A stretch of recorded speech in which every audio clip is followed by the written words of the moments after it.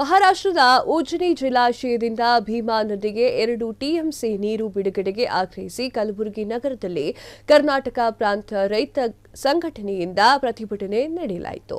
ನಗರದ ಡಿಸಿ ಕಚೇರಿಯ ಮುಂದೆ ರಸ್ತೆ ಬಂದ್ ಮಾಡಿ ಪ್ರತಿಭಟನೆಯನ್ನು ಮಾಡಲಾಯಿತು. ಇದೇ ವೇಳೆ ಮಾತನಾಡಿರುವಂತಹ ರೈತ ಮುಖಂಡರು ಸರ್ಕಾರದ ವಿರುದ್ಧ ಆಕ್ರೋಶವನ್ನು ವ್ಯಕ್ತಪಡಿಸಿದ್ದಾರೆ. ಬೇಸಿಗೆಯಲ್ಲಿ ಭೀಮಾ ನದಿ ಬದುತ್ತಾ ಇದೆ, ಜಾನುವಾರುಗಳಿಗೆ ಕುಡಿಯೋಕೆ ಸಹ ನೀರು ಕೂಡ ಇಲ್ಲ ಹಾಗೂ ವಿವಿಧ ಬೆಳೆಗಳಿಗೆ ತೊಂದರೆಯಾಗ್ತಾ ಇದೆ. ಈಗಾಗಲೇ ಕೂಡಲೇ ನೀರನ್ನು ಬಿಡುಗಡೆ ಮಾಡಬೇಕಾಗಿ ವಿನಂತಿ ಅಂತ ಹೇಳಿದ್ದಾರೆ. ಇದೇ ವೇಳೆ ಪ್ರಾದೇಶಿಕ ಆಯುಕ್ತರು ಹಾಗೂ ಜಿಲ್ಲಾಧಿಕಾರಿಗಳಿಗೆ ಮನವಿ ಸಲ್ಲಿಸಿದಂತಹ ರೈತ ಮುಖಂಡರು ಮಹಾರಾಷ್ಟ್ರ ಸರ್ಕಾರಕ್ಕೆ ನೀರು ಬಿಡುಗಡೆ ಒತ್ತಾಯ ಮಾಡುವಂತೆ ಪ್ರತಿಭಟನಾಕಾರರು ಒತ್ತಾಯವನ್ನು ಮಾಡಿದ್ದಾರೆ.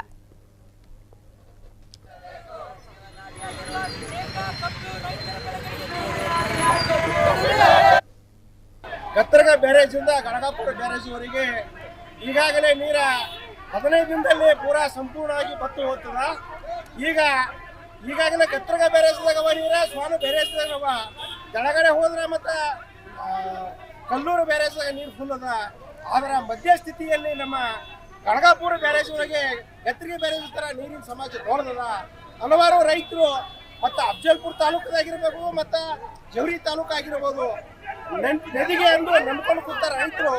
ಈಗ ನೀರು ಹೋದ್ರ ಕಬ್ಬಿನ ಬೆಳೆಯಲ್ಲಿ ಮತ್ತು ದನ ಕರುಗಳಲ್ಲಿ ಹಲವಾರು ಸಾವಿರಾರು ಕೋಟಿ ರೂಪಾಯಿ ರೈತರಿಗೆ ನಷ್ಟ ಆಗೋದು ಸಂಭವ ಬಂದದ.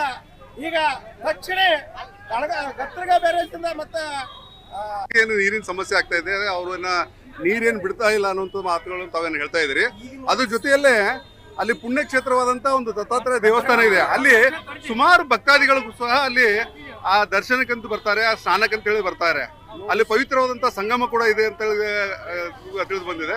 ಅದ್ರ ಬಗ್ಗೆ ತಾವೇನ್ ಹೇಳ್ತೀರಿ? ನೋಡ್ರಿ ಸರ, ಈಗ ಮಹಾರಾಷ್ಟ್ರದ ಭಕ್ತರು ಬರ್ತಾರ, ಜಳಕ ಮಾಡ್ಬೇಕಂದ್ರೆ ನೀರ್ ಪೂರಾ ಹೆಂಗಂದ್ರ ಹುಳಾಗೆ ಹೋದ್ರಾಗ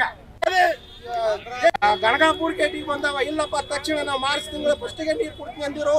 ಈಗ ಮಾರ್ಚ್ 18ನೇ ತಾರೀಕು ಅದ. ಇವತ್ತು 18 ತಾರೀಕು ಆದ್ರೂ ನಮಗೆ ನೀರಿನ ಕೊಟ್ಟಿಲ್ಲ.